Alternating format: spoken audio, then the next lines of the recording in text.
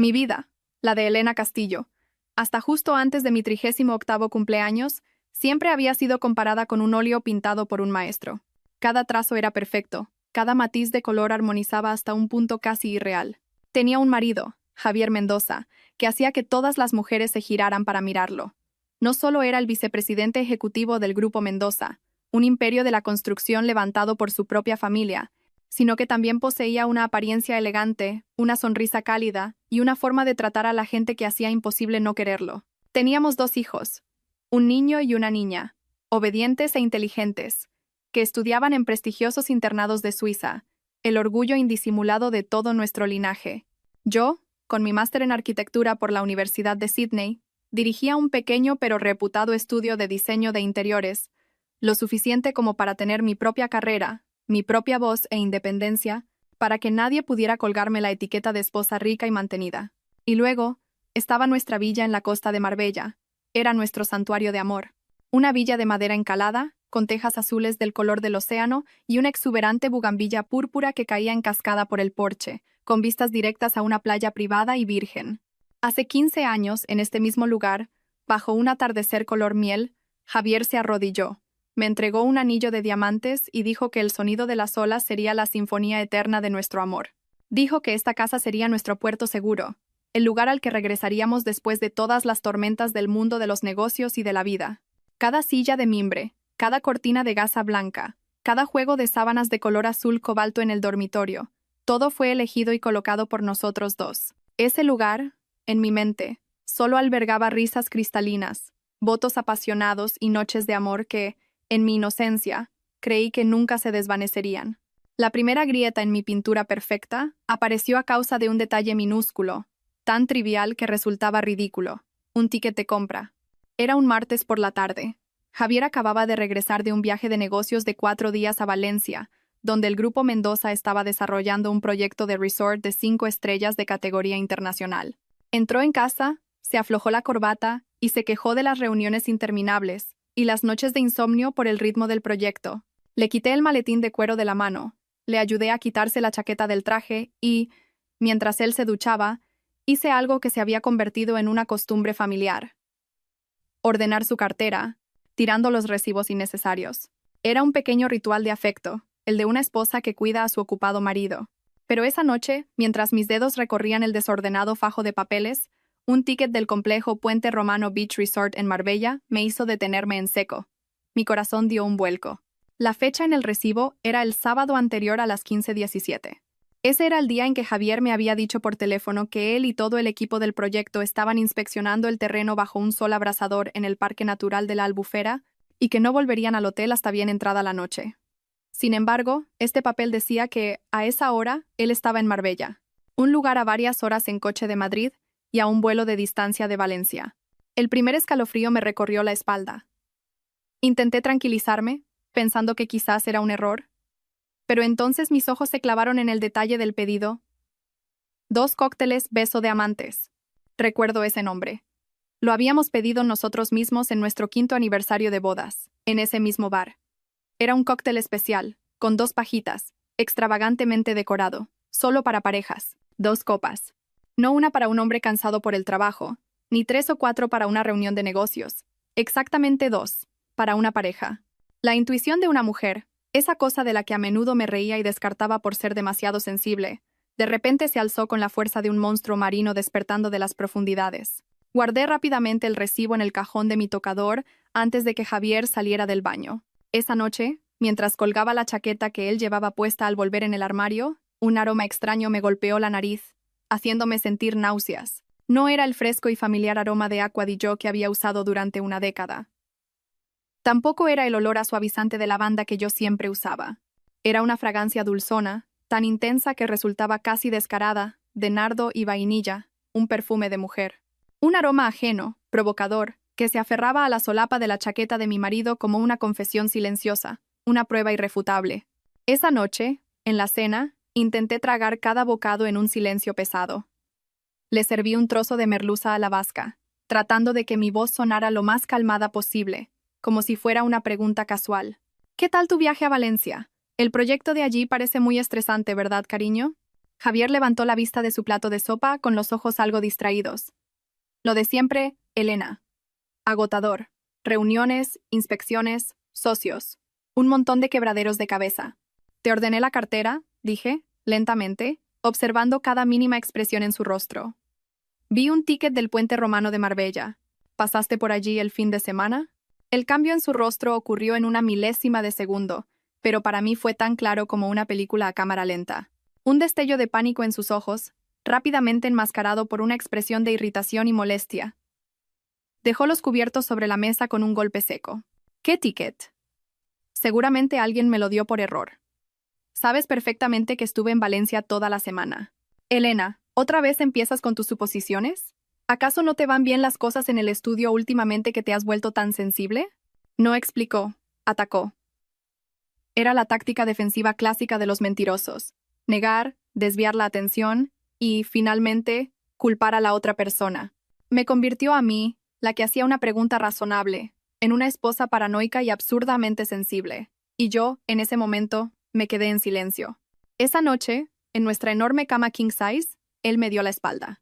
La distancia física entre nosotros era de apenas unos palmos, pero sentí un abismo helado, una lejanía que nunca había experimentado en nuestros 15 años de matrimonio. Por primera vez, me sentí completamente sola en mi propia casa, en mi propia cama. Los días siguientes, la grieta se hizo más y más grande. Llegaba a casa más tarde, excusándose con el trabajo. Los mensajes a medianoche que escondía apresuradamente cuando me veía acercarme.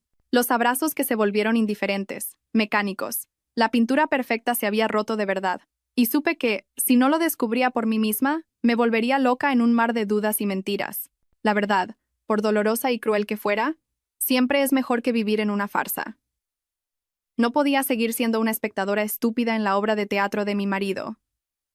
Necesitaba saber, y sabía exactamente dónde encontrar todas las respuestas. Una semana después, un viernes por la mañana, preparé una pequeña maleta de fin de semana. Le dije a Javier que iba a conducir hasta Javea para visitar a mis padres, ya que hacía tiempo que no los veía. Un atisbo de alegría mal disimulada cruzó su rostro, aunque intentó actuar como un marido que lamentaba la separación. Genial, mi amor, ve y cambia de aires.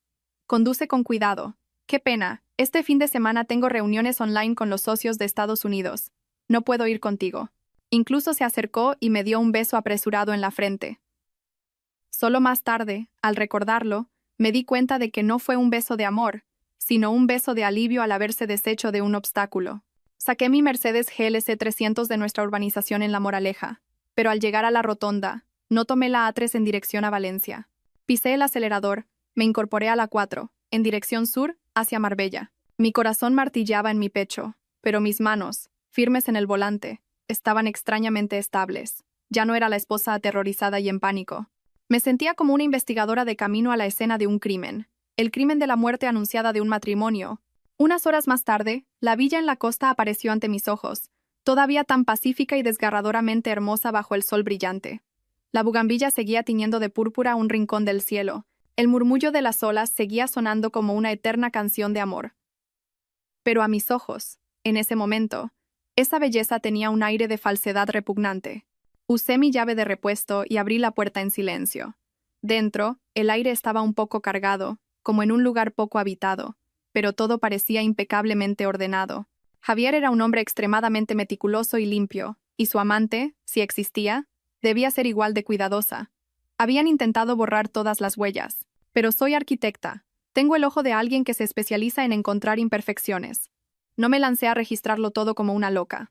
Empecé sistemáticamente, como hago siempre al inspeccionar una obra antes de una reforma. El salón, nada extraño. El sofá estaba perfectamente colocado. Los cojines alineados. La cocina, impoluta. Abrí la nevera, vacía, salvo por un par de botellas de agua Evian. Pero entonces, miré la papelera bajo el fregadero. Una papelera pequeña, de las de oficina, con una bolsa de basura nueva. Parecía limpia. Pero sé que la gente solo cambia la bolsa cuando está llena.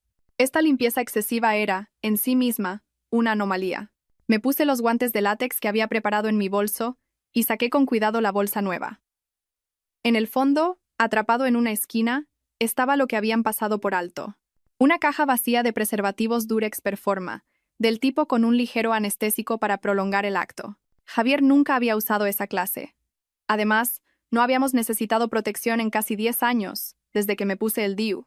Mi pecho se oprimió, como si me hubieran quitado todo el aire. La primera prueba, fría y descarada. Respiré hondo, conteniendo el temblor que recorría mi cuerpo, y entré en nuestro dormitorio. La habitación con la enorme pared de cristal que daba al mar azul, donde habíamos compartido incontables recuerdos apasionados. Todo seguía ordenado. Mi juego de sábanas azul marino favorito había sido reemplazado por uno blanco e impersonal como de hotel, un torpe intento de encubrimiento. Pero los criminales, por muy sofisticados que sean, siempre dejan rastros. Me arrodillé en el suelo y usé la linterna de mi iPhone para mirar debajo de la cama. En la oscuridad, al otro lado, brillaba un pequeño objeto metálico. Usé una regla larga que llevaba en el bolso para sacarlo con cuidado. Un pequeño pendiente de perla, de diseño moderno y juvenil. Definitivamente no era mío. Mi estilo es más minimalista y elegante. Nunca usaría algo así. Pertenecía a una chica más joven. La gota que colmó el vaso fue la más frágil, pero también la más humillante. Cuando levanté la almohada de mi lado, donde siempre dormía cuando estábamos aquí, un largo cabello castaño rojizo estaba pegado a ella. Mi pelo es negro, liso y sedoso. Este era ondulado, teñido de un color de moda. Las náuseas subieron por mi garganta. Habían usado mi cama. Ella se había acostado en mi almohada. Esta humillación era 1000 veces más dolorosa que la traición. Era desprecio, un pisoteo a todo lo que yo consideraba sagrado. No lloré. Las lágrimas parecían haberse congelado junto con mi corazón. Salí al porche y me senté en la silla de mimbre donde Javier me había abrazado una vez, prometiéndome un futuro de felicidad eterna. El sol se estaba poniendo, tiñendo el mar de un naranja rojizo brillante, como una herida gigante que sangraba. La furia que creció en mí no era un fuego salvaje que lo consume todo en un ataque de locura. No. Era un fuego frío, una llama azulada de hielo. No nubló mi razón. Al contrario, la afiló y endureció como la hoja de un bisturí. Este colapso no ocurriría en silencio y lágrimas. Esta traición no sería enterrada en discretos acuerdos de divorcio para salvar las apariencias de su familia. No. Tenía que ser una gran obra de teatro. Una tragicomedia estrenada ante un público completo. Y yo, Elena Castillo, sería la directora de esa obra. Los traidores pagarían con lo que ellos y su familia más valoraban: el honor, la carrera y la máscara de hipocresía que habían llevado durante tanto tiempo. El lunes por la mañana, mientras la ciudad aún desperezaba, yo estaba sentada en mi coche, aparcada frente a un edificio de oficinas de lujo en el Paseo de la Castellana. No llamé a mi mejor amiga para llorar, ni corrí a casa de mi madre en busca de consuelo. No necesitaba palabras vacías, necesitaba un aliado, un arma, y la persona a la que iba a ver era un arma de destrucción masiva en el mundo de los divorcios millonarios. A las 8 en punto, marqué el número de Beatriz Serrano. Era una leyenda en el mundo de la abogacía, apodada la Dama de Hierro. Se rumoreaba que nunca había perdido un caso de divorcio y que podía despojar de su fortuna a un marido multimillonario con solo unos pocos argumentos afilados ante el tribunal. Su despacho estaba en la última planta del edificio, con vistas panorámicas de toda la ciudad. El espacio estaba diseñado en un estilo minimalista, solo en blanco y negro, tan frío y poderoso como su dueña. Lastra Serrano, una mujer de unos 50 años con un corte de pelo pixie platino y un traje perfectamente entallado, me recibió con un asentimiento de cabeza. No me preguntó si quería beber algo, ni me ofreció una caja de pañuelos en previsión de lágrimas. Señaló la silla de cuero frente a su escritorio y dijo con una voz monótona y sin emociones: «Tiene 30 minutos. En peace». Coloqué la bolsa de plástico con el pendiente, el pelo y la caja de preservativos sobre la mesa. Le conté todo de forma concisa, clara, sin una pizca de sentimentalismo, sin una sola lágrima. Presenté los hechos como si fuera un informe, con frialdad y lógica. Lastra Serrano escuchaba, sus agudos ojos sin apartarse de mí ni un segundo. Examinó las pruebas con una mirada profesional, como un científico analizando una muestra. Cuando terminé, se reclinó en su silla, entrelazando las manos. «Esto», dijo, señalando la bolsa de plástico, «es suficiente para ganar un divorcio simple. Obtendrá la mitad de los bienes gananciales, la compasión de sus amigos y una satisfacción momentánea. Pero ha venido a verme a mí. Supongo que no se conforma con eso». «Quiero que pague», respondí, con una voz tan fría como la suya. No solo por traicionarme, sino por despreciarme, por convertir mis 15 años de juventud y sacrificio en una farsa. Una sonrisa rara y afilada como una navaja apareció en la comisura de los labios de Lastra. Serrano. Bien. La emoción es su principal enemigo ahora, Elena. Métala en una caja, ciérrela con llave y tire la llave. A partir de ahora, solo actuaremos con la razón. Necesitamos pruebas irrefutables, y no me refiero a un video de ellos dos en la cama. Eso es privado. El tribunal podría no aceptarlo como prueba pública, y la opinión pública lo olvidará como olvida todos los escándalos. Necesitamos algo que lo destruya por completo a nivel público y profesional. Algo que haga que el Consejo de Administración, los accionistas y todos los socios del Grupo Mendoza le den la espalda. Necesitamos una palanca lo suficientemente fuerte como para aplastarlo. En ese instante, la idea loca que había estado gestando desde aquel atardecer en la playa se volvió clara y concreta. Una retransmisión en directo. Solté. Un livestream. Los ojos de Lastra Serrano brillaron con interés. Explíquese. En unas 2 semanas, su empresa celebra su gala anual de agradecimiento a los clientes. Este año, por la situación sanitaria, la harán online, a través de Zoom. Toda la cúpula directiva, los altos cargos, los socios estratégicos más importantes de España y del extranjero, y por supuesto, toda la familia de mi marido, todos estarán presentes. Será el escenario perfecto. Lastra Serrano asintió lentamente, sus largos dedos tamborileando sobre la mesa, como si calculara todos los riesgos y probabilidades de éxito. Un plan audaz, muy peligroso. Si falla, podría demandarla por violación de la intimidad y difamación. Pero si tiene éxito, se detuvo. Mirándome directamente a los ojos, será un golpe de aniquilación total. Continuó, su voz impregnada de estrategia. Para lograr esto, necesitamos más que un video sexual. Necesitamos una confesión. Una confesión de algo mucho peor que el adulterio. ¿Cree que en un momento de euforia, su marido y su amante podrían hablar de asuntos confidenciales del trabajo? ¿Secretos empresariales? ¿Algún negocio turbio, por ejemplo? Su pregunta fue como un rayo que iluminó mis pensamientos. Exacto. Una escena explícita solo causaría un shock. Pero una confesión de un delito económico lo mataría. Mi plan acababa de ser elevado a un nuevo nivel, más cruel y mucho más eficaz. Al salir del despacho de Lastra Serrano, me sentí como un soldado que acaba de recibir sus órdenes de combate. Ya no había dolor ni duda, solo un objetivo y un plan de acción. Lo primero era montar el escenario. Con mi experiencia en diseño de interiores y mi conocimiento de cada rincón de la villa, sabía exactamente dónde estaban los puntos ciegos, los lugares donde se podía ocultar un dispositivo de grabación sin que nadie lo detectara. Pasé una tarde entera navegando por webs de tecnología, buscando las cámaras espía más sofisticadas. Finalmente, compré 4 microcámaras, camufladas como objetos cotidianos, con resolución 4 Kelvin, grabación de audio y conexión directa a mi teléfono por Wi-Fi. Ese fin de semana, volví a usar la excusa de necesitar un espacio tranquilo para inspirarme en un diseño y conduje sola a Marbella. Mis manos no temblaron mientras realizaba el trabajo de una ladrona en mi propia casa. La primera cámara, disfrazada de despertador digital, la coloqué en la mesita de noche. La segunda, con forma de detector de humos, la instalé en el techo, justo sobre el centro de la cama. Tenía un ángulo que cubría todo el escenario principal. La tercera la escondí en una maceta con un potos en el salón, con su diminuta lente asomando entre las hojas, apuntando directamente al sofá donde podrían sentarse a charlar. Y la última, la más ingeniosa, la oculté dentro del sensor de infrarrojos del Smart TV, un lugar que nadie sospecharía. Las probé todas con mi teléfono. La imagen y el sonido llegaban con una claridad asombrosa. El escenario estaba listo. Lo siguiente era preparar el cebo. Conocía a Javier. A sus más de 40 años, seguía siendo un hombre increíblemente vanidoso, siempre queriendo demostrar su virilidad, especialmente ante una amante joven y guapa. Fui a una parafarmacia de alta gama en el barrio de Salamanca.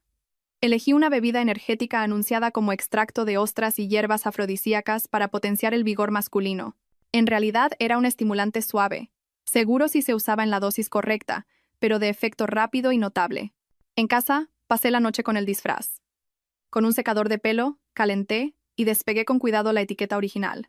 Luego, usando un software de diseño, creé una nueva etiqueta con el nombre Tónico Herbal Vigorizante y Relajante, con el logo de una farmacéutica de aspecto muy fiable. Incluso añadí la frase «Un regalo de tu esposa que te quiere». La imprimí en papel adhesivo de alta calidad y la pegué en la botella. Parecía un producto de salud caro que una esposa atenta prepararía para su marido. Volví a la villa un miércoles por la tarde, sabiendo que Javier estaba en una reunión del Consejo de Administración. Coloqué la botella de tónico en la nevera, en el lugar más visible. En la puerta de la nevera, pegué una nota adhesiva amarilla con mi caligrafía suave. Cariño, últimamente te veo agotado por el trabajo. Te he preparado esto. Si pasas por aquí, bébetelo para recuperar fuerzas. Te quiero. Una trampa perfecta, envuelta en una dulzura y un cuidado fingidos. Conocía a Javier, nunca sospecharía. Incluso se reiría para sus adentros, pensando en lo estúpida y ciega que era yo, cuidándole con devoción mientras él se divertía con otra. Y, sin duda, lo usaría para impresionar a su amante. El último y más difícil paso: tomar el control de la retransmisión de la gala online. No podía hacerlo sola. Necesitaba un experto. Me acordé de Mateo, mi primo. Mateo era un genio de la informática, un hacker de sombrero blanco que había trabajado para Indra antes de montar su propia empresa de ciberseguridad. Aunque éramos primos, éramos bastante cercanos. Yo le había ayudado con un préstamo para empezar su negocio cuando más lo necesitaba. Quedé con él en una pequeña y tranquila cafetería.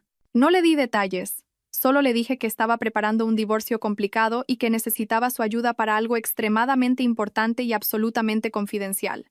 ¿Puedes tomar el control de una reunión de Zoom durante unos minutos?, le pregunté directamente. Mateo frunció el ceño, un poco indeciso. Técnicamente es posible, Elena, pero es ilegal. ¿Qué pasa, Javier? Le miré directamente a los ojos. Mi mirada en ese momento debió de ser helada y decidida.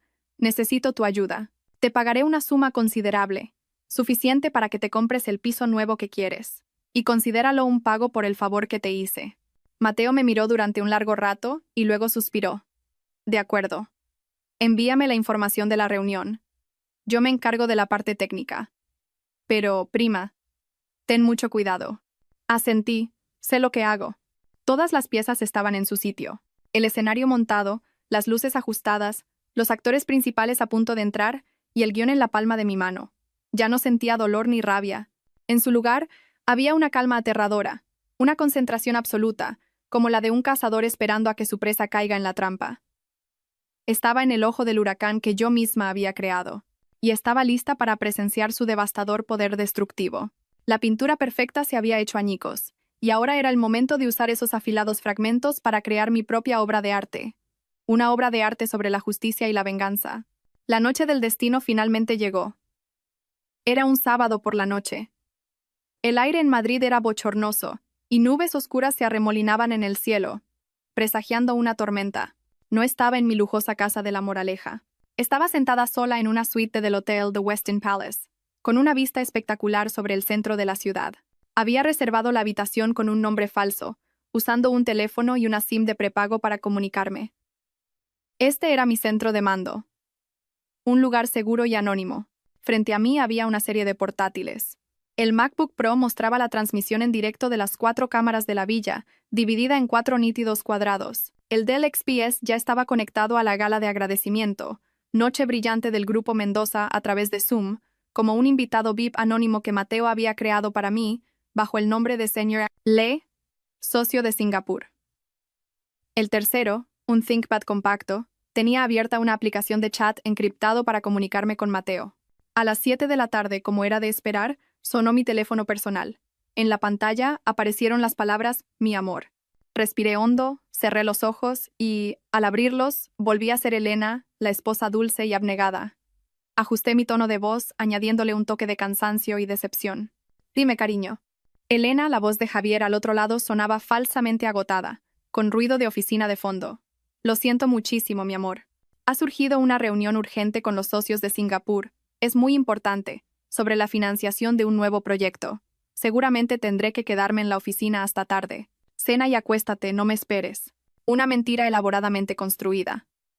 Mientras tanto, en la pantalla de mi MacBook, la aplicación Buscar mi iPhone que le había instalado a escondidas la semana anterior mostraba una realidad completamente diferente.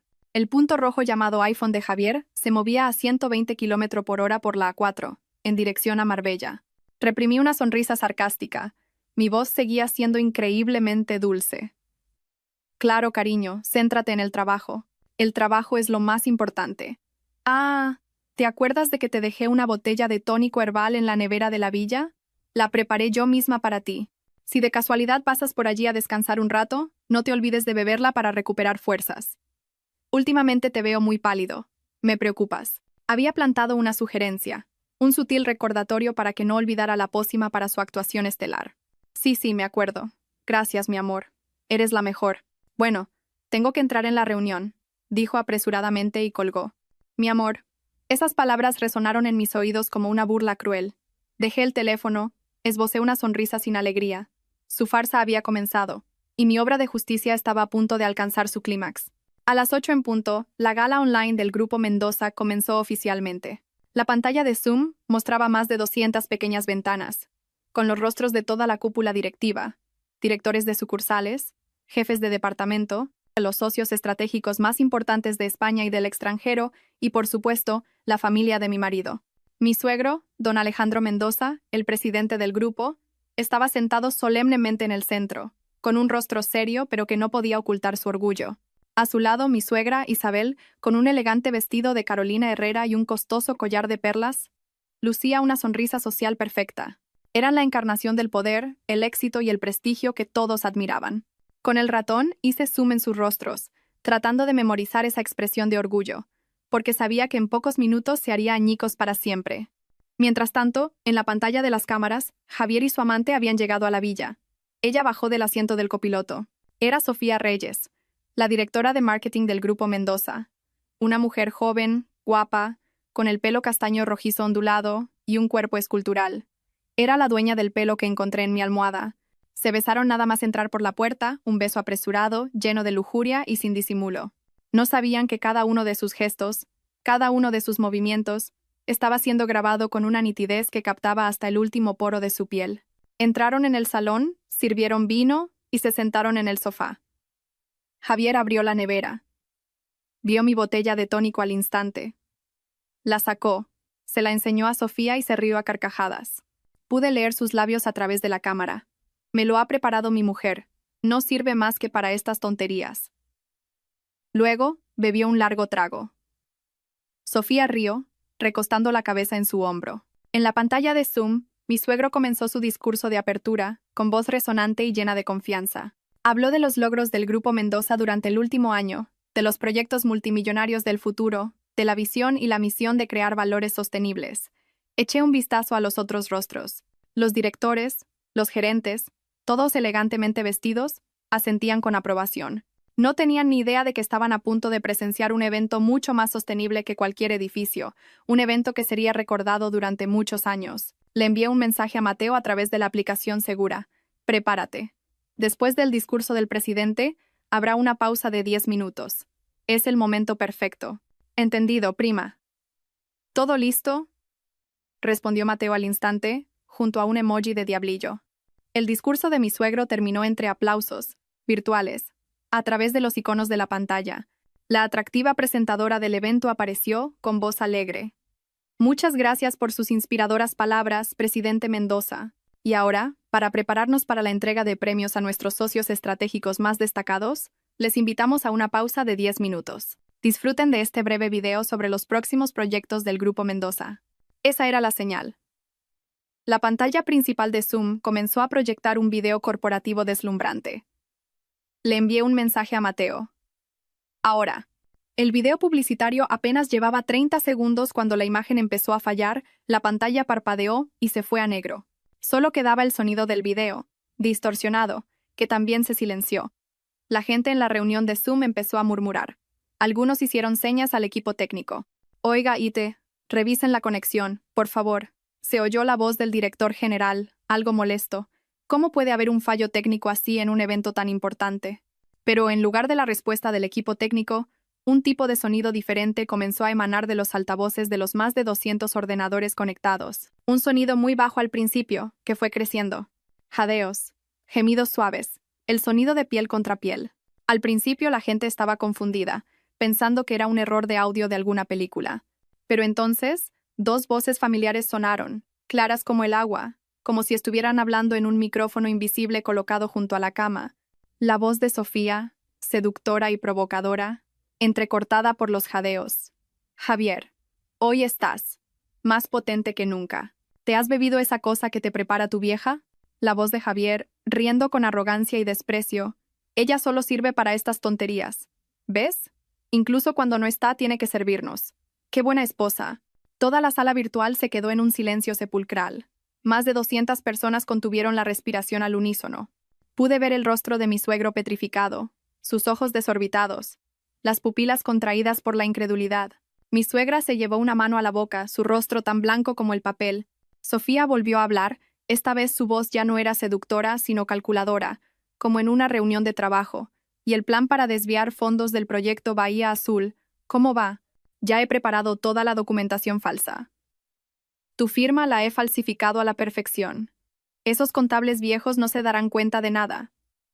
Ya van casi 2 millones de euros. Cuando acabemos con esto, ¿a dónde nos vamos, cariño? Mi corazón dio un vuelco. Ahí estaba, el golpe mortal del que había hablado la abogada Serrano. No solo adulterio. Esto era un delito, una prueba irrefutable. La voz de Javier llena de confianza, mezclada con los sonidos de la lujuria. Adelante. Mi padre ya está viejo, no se entera de nada. Solo se cree las cifras bonitas que le presento en los informes. Cuando terminemos, tendré suficiente dinero para echar a la calle a mi aburrida mujer. Nos iremos a las Maldivas, compraremos una villa sobre el mar y empezaremos una nueva vida. Serás la señora de Mendoza, no una simple Sofía Reyes, mi aburrida mujer. Murmuré, sintiendo una ironía suprema. Llamaba aburrida mujer a la que había sacrificado su juventud, le había dado 2 hijos y había cuidado de esta familia. Justo en ese momento, Mateo lanzó el golpe final. La pantalla negra de Zoom se iluminó de repente, pero no era el video corporativo del Grupo Mendoza. Era la imagen en directo de mis 4 cámaras, montadas en una cuadrícula perfecta en una sola pantalla. La calidad 4 Kelvin era tan nítida que no se perdía ni una gota de sudor, ni una expresión. El mundo virtual pareció detenerse por un segundo. Y entonces explotó. La imagen de Javier Mendoza, el futuro vicepresidente ejecutivo del Grupo Mendoza, el orgullo de su linaje, y Sofía Reyes, la talentosa directora de marketing, completamente desnudos, retosando en la cama de nuestra casa de los recuerdos. La imagen cruda, vívida y humillante apareció ante los ojos de las más de 200 personas más importantes para la carrera y el honor de su familia. Vi a mi suegro ponerse de pie de un salto, la silla detrás de él cayendo estrepitosamente. Su rostro pasó de blanco a un tono púrpura de ira y vergüenza. Señaló la pantalla, con la boca abierta, pero incapaz de pronunciar una palabra. Mi suegra lanzó un grito agudo, un grito que desgarró el silencio aterrador, y luego se desplomó. Las otras ventanas de Zoom estallaron con todo tipo de emociones. Shock, asco, curiosidad e incluso malicia mal disimulada por parte de aquellos a los que Javier no les caía bien. Vi al socio japonés negar con la cabeza, asqueado, mientras que el director del banco apagaba apresuradamente su cámara. El chat de WhatsApp de la empresa que estaba monitorizando desde otra cuenta empezó a llenarse de mensajes frenéticos. Dios mío, ¿qué está pasando? ¿El vicepresidente y la de marketing? ¿En mitad del evento? Lo peor es que están hablando de desfalcar a la empresa. 2 millones. El escándalo del siglo. El Grupo Mendoza se va a hundir. Con frialdad, moví el cursor y activé la grabación de la pantalla de la reunión de Zoom, capturando especialmente las reacciones en el rostro de cada persona. Esta sería la prueba irrefutable del daño y el perjuicio que Javier había causado, no solo a mí, sino a la reputación de todo el grupo. En la villa, después de unos minutos de éxtasis inducido por el tónico, los teléfonos de Javier y Sofía empezaron a sonar sin parar con decenas de llamadas y mensajes. Javier, sobresaltado, cogió su teléfono con irritación.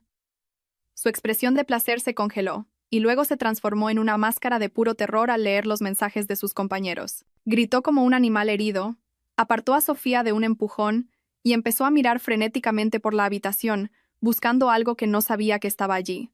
Cámaras. Hay cámaras en alguna parte. Mierda. Mierda. Sofía también gritaba, tratando de cubrirse con la sábana. Pero ya era demasiado tarde. La función había terminado. Con calma, me desconecté de Zoom. Apagué los ordenadores, recogí mis cosas y salí del hotel. La tormenta afuera había comenzado, torrencial y violenta, como si el cielo llorara por un colapso. Conduje lentamente bajo la lluvia, con los limpiaparabrisas a máxima velocidad. No sentía satisfacción, ni dolor, solo un vacío, una paz helada. Mi trabajo estaba hecho. El resto se lo dejaría a la ley, a la opinión pública y a las consecuencias que ellos mismos tendrían que afrontar. A la mañana siguiente, no tuve que hacer nada más. El terremoto se había extendido a una velocidad incontrolable. El video, aunque el equipo técnico del Grupo Mendoza lo cortó en pánico después de casi 3 minutos de horror, ya había sido grabado por al menos unas cuantas docenas de personas y difundido en las redes sociales. Se convirtió en una bomba mediática, explotando en todas las plataformas, desde Twitter y WhatsApp hasta foros de negocios. Ya no era un simple video sexual. Era la combinación de un escándalo de faldas, malversación de fondos y traición.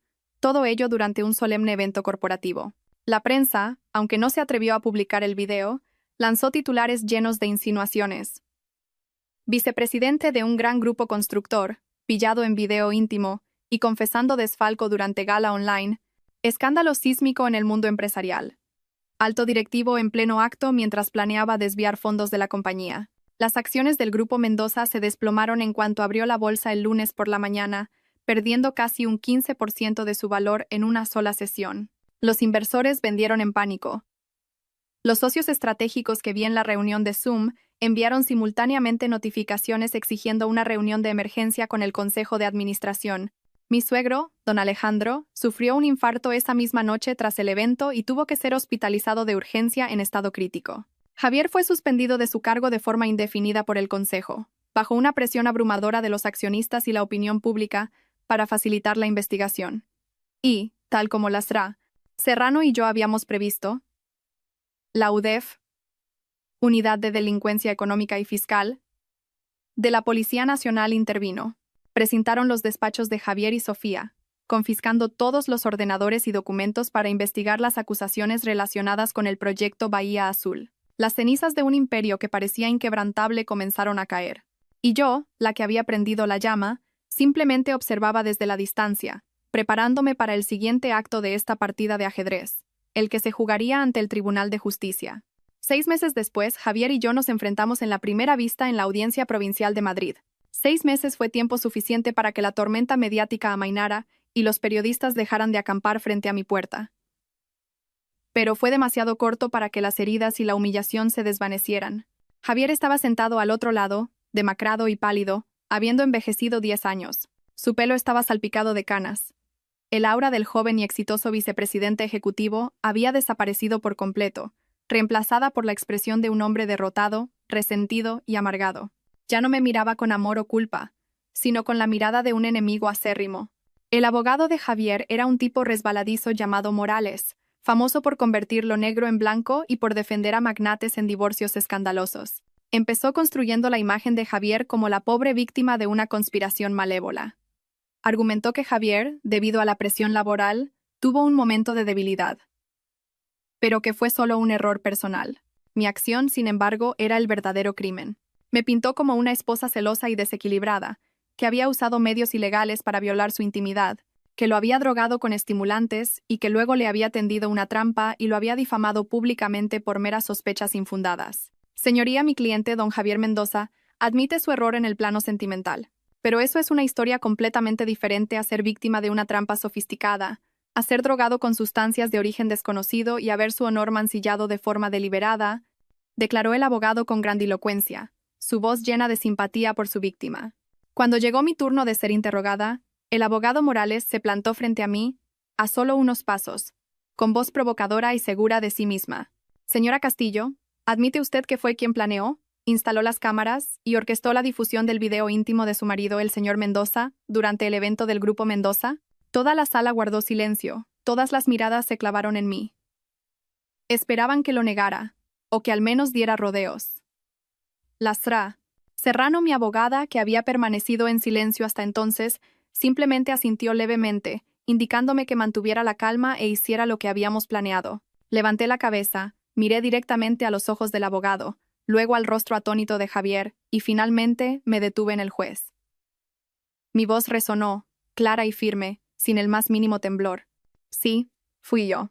Un murmullo recorrió la sala. El abogado de Javier esbozó una sonrisa de suficiencia, como si acabara de meterme yo misma en la soga que él había tendido. Estaba a punto de continuar, pero yo tomé la iniciativa. Pero quiero aclarar algo, continué, mi voz todavía tranquila pero cargada de peso. Yo no creé la mentira. Yo no monté una obra de teatro. Simplemente descorrí el telón para que todo el mundo viera la verdad que mi marido intentaba ocultar. La verdad sobre una traición que tuvo lugar en mi propia cama. La verdad sobre un plan para desfalcar a su empresa del que él mismo se jactaba. Si exponer la verdad es un crimen, entonces estoy dispuesta a declararme culpable. Mi marido me llama esposa celosa. Pero resulta que no fui lo suficientemente celosa ni paranoica. Si lo hubiera sido más, quizás habría descubierto esta podredumbre mucho antes. Esta admisión directa y desafiante me transformó de la intrigante de su acusación en una persona valiente que afrontaba las consecuencias. El abogado se quedó un poco desconcertado por el inesperado contraataque, pero rápidamente recuperó la compostura. Cambió de táctica, intentando demostrar que las palabras del video sobre la malversación eran solo divagaciones bajo el efecto de las drogas, sin control sobre sus actos, sin validez legal. Fue entonces cuando Serrano se levantó. No se apresuró. Se movió con una dignidad glacial. Su aura silenció a toda la sala. Colocó un grueso dossier sobre la mesa del juez. Señorías, comenzó, su voz afilada como un bisturí. La parte contraria alega que mi cliente actuó por celos. Hoy demostraremos que la acción de Castillo, aunque algo extrema, fue una acción necesaria. Fue, sin quererlo, la llave que abrió la puerta a una conspiración mucho mayor. Una conspiración en la que el propio señor Mendoza, que se presenta aquí como una víctima, no es más que un peón lamentable. La SRA. Serrano comenzó a presentar las pruebas de forma sistemática y fría. Primero, presentó el historial de llamadas, mensajes de WhatsApp y extractos bancarios de la amante, Sofía Reyes, del último año, documentos obtenidos por la investigación policial y autorizados para su uso en el juicio. Se reveló el primer giro de guión. Sofía no solo se acostaba con Javier. Durante el mismo periodo, mantenía relaciones íntimas con otros 4 hombres. Y lo más impactante fue que los 4 eran peces gordos. Uno era el director comercial de ACS, un competidor histórico del Grupo Mendoza. Otro era jefe de proyectos en Ferrovial. El tercero era un alto cargo de urbanismo en el ayuntamiento con poder de decisión sobre proyectos inmobiliarios. Y el último era un director de banca de inversión que financiaba grandes proyectos. Había usado su belleza e inteligencia para tejer una red de amantes, extrayendo información empresarial sensible, planes de licitación e incluso secretos financieros de todos ellos. Sofía Reyes no era una amante cualquiera en busca de seguridad económica, enfatizó SRA. Serrano, su voz resonando en la sala. Era una espía industrial profesional, una estafadora organizada. A continuación, SRA. Serrano presentó el informe pericial caligráfico del Instituto Nacional de Toxicología y Ciencias Forenses. Señorías, esta es la conclusión del análisis de las firmas en todos los documentos de retirada de fondos del proyecto Bahía Azul. Esta firma, aunque idéntica en un 99%, ha sido confirmada por los expertos como una falsificación. No es la firma real del señor Mendoza. Es una falsificación digital y mecánica extremadamente sofisticada. La persona que realmente está detrás del desfalco de casi 2 millones de euros es la señorita Sofía Reyes. Javier estaba estupefacto. Se giró para mirar a su abogado, luego a mí, su expresión pasando del odio a la más absoluta confusión. Había sido engañado y utilizado como cabeza de turco por la misma amante en la que confiaba ciegamente, por la que estaba dispuesto a abandonar a su familia. Era solo un peón estúpido, utilizado tanto sentimentalmente como por su posición para encubrir un elaborado plan de malversación. Se había jactado de un crimen que no había cometido, solo para impresionar a una estafadora. Su ignorancia y arrogancia lo habían convertido en el hazmerreír de todos. Pero la partida de Serrano no había terminado. Lanzó el golpe de gracia, el giro final, una verdad aterradora que haría que toda la familia de mi marido, una familia que parecía indestructible, se desmoronara desde sus cimientos. La pregunta clave es, continuó Serrano, con voz dramática, ¿quién está detrás de Sofía Reyes? ¿Quién tiene la influencia y el motivo para contratar a una espía profesional como ella? ¿Quién quiere destruir el Grupo Mendoza desde dentro? Solicitó al tribunal permiso para reproducir una grabación de audio. Era una conversación telefónica entre Sofía y un hombre misterioso, grabada por la policía durante su seguimiento. La voz del hombre era grave y cálida, una voz terriblemente familiar. El pez de Javier ya ha picado el anzuelo. Sigue sacando dinero de ese fondo. Cuando la cifra sea lo suficientemente grande, busca la manera de filtrar las pruebas. En cuanto se sepa que ha malversado dinero de la empresa, sumado al escándalo sexual, estará acabado. Su padre sufrirá un shock y caerá enfermo. Las acciones del Grupo Mendoza se hundirán. Y será entonces cuando entraremos nosotros a comprarlo todo a precio de saldo. Mi suegra, que estaba sentada en el banco de la familia con expresión de angustia, dio un respingo al oír esa voz. Miró fijamente el altavoz del que salía el sonido. Su rostro pasó de blanco a un gris ceniciento. Sus labios temblaban. Reconoció esa voz. Yo también la reconocí, y sentí un escalofrío recorrer mi espina dorsal. Era la voz de Ricardo Morales, un amigo íntimo de la familia de mi marido, un hombre de más de 60 años. Alguien a quien yo siempre había llamado respetuosamente tío Ricardo. Un alma gemela de mi suegra durante más de 20 años. Venía a cenar a casa a menudo, viajaba con la familia y siempre le daba consejos sinceros a mi suegro en sus decisiones empresariales. Era la última persona en el mundo de la que alguien podría sospechar. Serrano, como un golpe de gracia final, cortó toda esperanza. Presentó pruebas de los vínculos financieros entre Ricardo y Sofía. Ricardo, en apariencia un amigo íntimo, un pequeño inversor, era en realidad un lobo con piel de cordero, un rival en la sombra que siempre había envidiado el éxito de mi suegro. Había utilizado la confianza y su relación más que amistosa con mi suegra para acceder a información interna del Grupo Mendoza. Fue mi propia suegra quien, en sus conversaciones confidentes con su amigo del alma, había revelado sin saberlo las debilidades, los planes de negocio y los conflictos internos de la empresa. Ricardo usó esa información, contrató a Sofía y orquestó toda esta farsa. Su objetivo final era destruir a Javier, el único heredero, provocar una crisis mediática, hundir el precio de las acciones y lanzar una OPA hostil. Mi suegra, en la ceguera de una relación extramatrimonial de décadas, en su absoluta confianza en un confidente, se había convertido sin saberlo en cómplice de la destrucción de la familia y la carrera de su propio marido e hijo. Mi suegro, cuya salud se había estabilizado tras el infarto, estaba sentado en la primera fila. Lo escuchó todo, su rostro exangüe. Este shock era 1000 veces mayor que el adulterio de su hijo, o el engaño financiero. Había sido apuñalado por la espalda por la mujer con la que había compartido su vida y por el mejor amigo en quien confiaba como un hermano. Este colapso no era solo de dinero o reputación, era el colapso de todo su sistema de creencias, de toda una vida. La prestigiosa familia Mendoza estaba ahora destrozada desde sus raíces, exponiendo los secretos más sucios y las traiciones más viles. El juicio terminó en un pesado silencio, solo roto por los sollozos ahogados y desesperados de mi suegra. Javier se derrumbó en su asiento, con la cabeza entre las manos, sin fuerzas. Me miró, ya no con odio, sino con un vacío. Una amarga aceptación de que solo había sido un peón estúpido en una partida mucho más grande.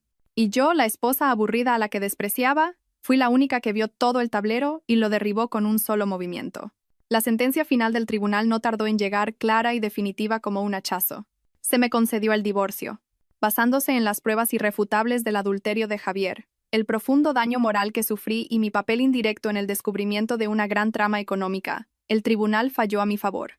Obtuve el 70% de los bienes gananciales, incluida la propiedad total de la Casa de la Moraleja, y una indemnización por daños morales récord. La villa de Marbella, símbolo de la traición, también me fue adjudicada, como una ironía del destino.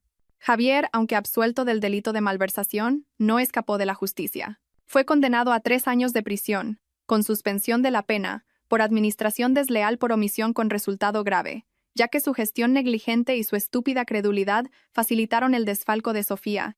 Esa sentencia, junto con la humillación pública, puso fin a su carrera. Sofía y Ricardo, los verdaderos cerebros, recibieron las sentencias que merecían. Sofía fue condenada a 12 años de prisión por estafa agravada y revelación de secretos de empresa. Ricardo, el instigador, recibió una condena de 15 años por delitos similares, además de manipulación del mercado. La familia de mi exmarido, que una vez fue un monumento al éxito y al poder en el mundo de los negocios, se derrumbó por completo. Mi exsuegro, tras el doble golpe de la traición, decidió vender el resto de su participación en el Grupo Mendoza a un fondo de inversión extranjero y retirarse a una vida tranquila. Lo primero que hizo al salir del hospital fue presentar la demanda de divorcio y echar a mi exsuegra de casa con lo puesto. Ella se vio condenada a pasar el resto de su vida repudiada por su familia, despreciada por la sociedad y atormentada por el remordimiento de un error irreparable. La honorable familia de antaño ya no podía levantar cabeza. Se convirtieron en una fábula con moraleja que se susurraba en las fiestas. Pasó un año. Lo primero que hice tras finalizar el divorcio fue vender la villa de Marbella. La vendí por debajo del precio de mercado, con una única condición: que el nuevo propietario demoliera la casa existente y construyera algo completamente nuevo. No quería que quedara ni rastro de ese doloroso pasado. Con el dinero de la venta y mi parte de los bienes, hice lo que siempre había soñado pero que había pospuesto por mi papel de esposa y madre. Fundé mi propia firma de arquitectura y diseño de interiores, llamada Elena Castillo Associates. Mi empresa no es grande, solo un pequeño equipo de arquitectos y diseñadores jóvenes, talentosos y apasionados. Pero rápidamente nos hicimos un nombre en la alta sociedad gracias a nuestros diseños únicos, sofisticados y sobre todo a nuestra profunda comprensión de la psicología del cliente. No solo diseño casas bonitas, creo espacios con alma, lugares donde la gente puede encontrar la paz y ser ellos mismos. Ya no soy Elena, la esposa del vicepresidente del Grupo Mendoza, la mujer con la sonrisa social perfecta en las galas. Soy Elena Castillo, arquitecta, empresaria independiente, dueña de mi propio destino. Encuentro la alegría en mi trabajo, en esbozar planos, en seleccionar cada material y en ver cómo mis ideas toman forma.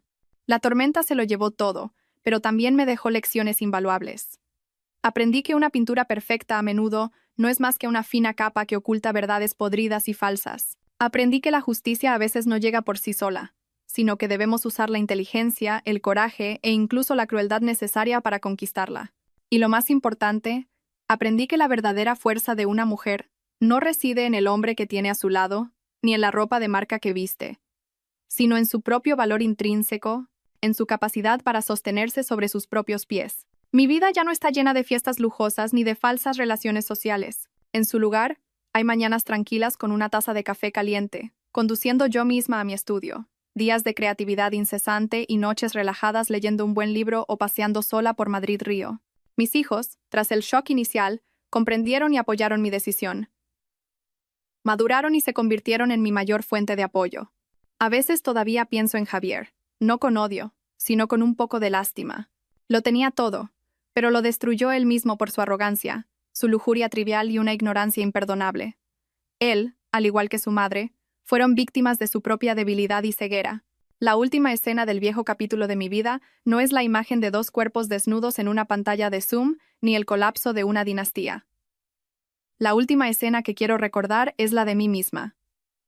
Hoy, estoy de pie en la terraza de un ático cuyo diseño acabamos de entregar. El viento de la tarde sopla con fuerza, alborotando mi pelo corto, recién cortado, una liberación de mi antigua imagen. A mis pies, la ciudad se ilumina, vibrante y brillante como una galaxia. Miro a lo lejos, respiro hondo el aire limpio del cielo después de la lluvia. La sonrisa en mis labios ya no es forzada para mantener una felicidad falsa. Es la sonrisa de la paz, la libertad y la auténtica autonomía. La obra ha terminado, y la directora, finalmente, ha encontrado su propia felicidad. Una felicidad no definida por nadie más, sino construida sólidamente sobre las cenizas del pasado. Un nuevo amanecer de verdad ha comenzado. La historia de Elena es un testimonio del poder que reside en cada mujer. Si alguna vez te has sentido herida, traicionada o perdida, recuerda que siempre tienes la capacidad de reescribir el guión de tu vida, de transformar el dolor en fortaleza. Si esta historia te ha conmovido, dale a me gusta, compártela para difundir este mensaje de resiliencia y suscríbete a nuestro canal para seguir más historias inspiradoras como esta. Gracias por escucharnos.